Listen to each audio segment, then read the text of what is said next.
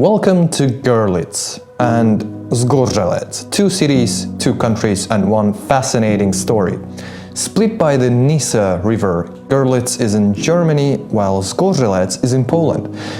They might be in different countries, but the locals here live, work, and shop across the border like it's no big deal. Let's explore how life works here, from daily commutes to huge differences in prices and salaries. Now, I have to start with Görlitz first.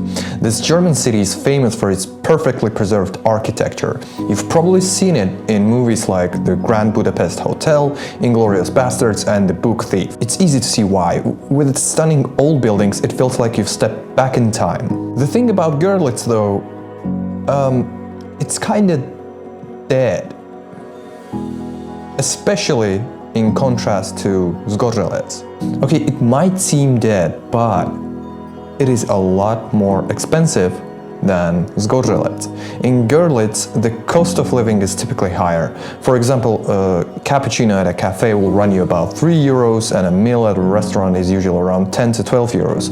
But it's not just about what you pay for things. There is also the matter of what you earn. In Görlitz, the average monthly salary is about 2,200 euros after taxes, and that is more than what you'll find across the river in Zgorzelec. Now let's cross the river to Zgorzelec, the Polish half of this twin city. While it's more, how can I say it, more modern and doesn't have the same old world charm as Görlitz, there is a major upside. Things here are much cheaper. A cappuccino in Zgorzelec is about 10 to 12 zloty, that's around 2 euros or less. A meal? Well, actually they are kind of the same with Görlitz, because a lot of people from Görlitz travel to Zgorzelec for slightly lower prices, but ironically that kind of balances things out. I want to talk about prices even more, because that is exactly where it gets really interesting. For everyday essentials like gas, alcohol, and tobacco, Zgorzelec is the go-to spot for Görlitz residents. Gasoline in Germany averages to 1.85 euros per liter. That is what I saw, but in Zgorzelec it's only 1.6 euros. Alcohol and cigarettes are also much cheaper. Polish cigarettes go for around 15 zloty or about 3.3 euros compared to nearly 7 euros in Germany. And that's not to mention groceries. Actually, no. Well, they might be slightly cheaper in Poland, but actually the quality of the produce might be a little bit higher in Germany. What I saw with my own eyes is that basically people in Görlitz kind of don't like to work that much. I've seen a shop which had opening hours from Wednesday till Saturday from about 4 till 7 or something like this. In the meantime, Zgorzelec had Żabka on every corner, which had opening hours of 6 a.m. till 11 p.m. And that is crazy. Yeah, well, by German standards, basically. Let's go back to salaries, though, because while things are cheaper in Zgorzelec, salaries are also much lower. The average monthly wage in Zgorzelec is around 4.5 thousand zloty, which is only about 1,200 euros after taxes. That is less than half of what people earn in Görlitz. This salary gap has led to a growing trend. Many Polish residents of Zgorzelec actually work in Görlitz, where wages are significantly higher. That's what I saw myself. When I would travel to Görlitz, when I would cross that bridge, I would still see a lot of Polish people working in bakeries, coffee shops, and etc. It is pretty common to see people from Zgorzelec commuting across the border for work. You'll find Polish workers in all kinds of jobs, retail, restaurants, construction, making German wages while living with Polish prices. This cross-border work dynamic is a big deal, and it's estimated that around 3,000 people from Zgorzelec commute daily to work in Görlitz. I want to mention about Schengen and the borders. After the implementation of Schengen, and before COVID hit, there was no border, basically. You would cross the bridge and that is it. Nobody's checking in on you, and you're free to go wherever you want to go.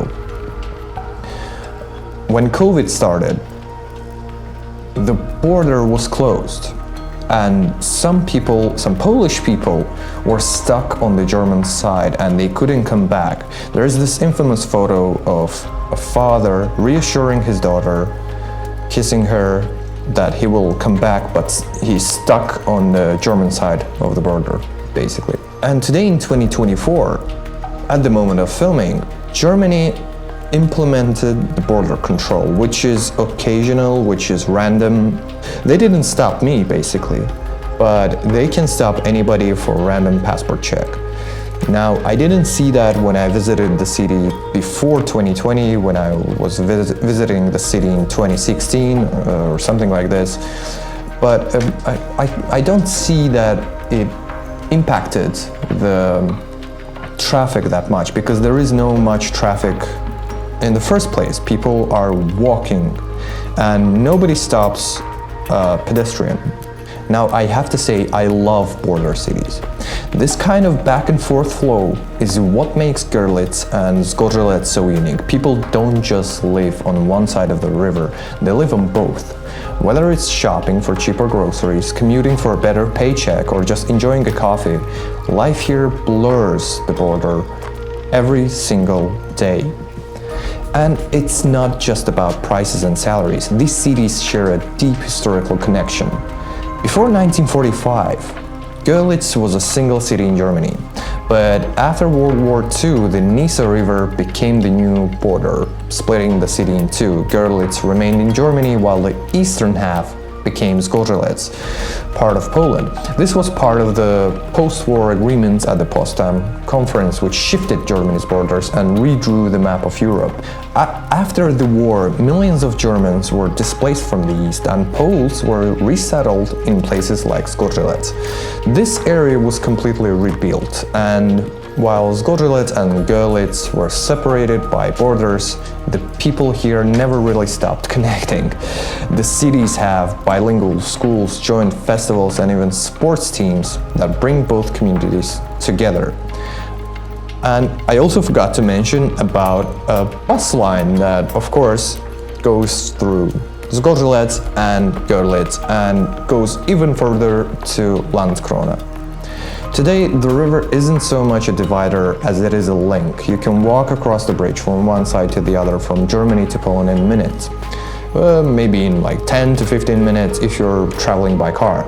It's an amazing example of how borders can be fluid in modern Europe, especially when people from both sides find ways to live and work together. I am also personally very fascinated about etymology of the word Görlitz in German and Zgorzelec in Polish, because in Polish it actually makes more sense.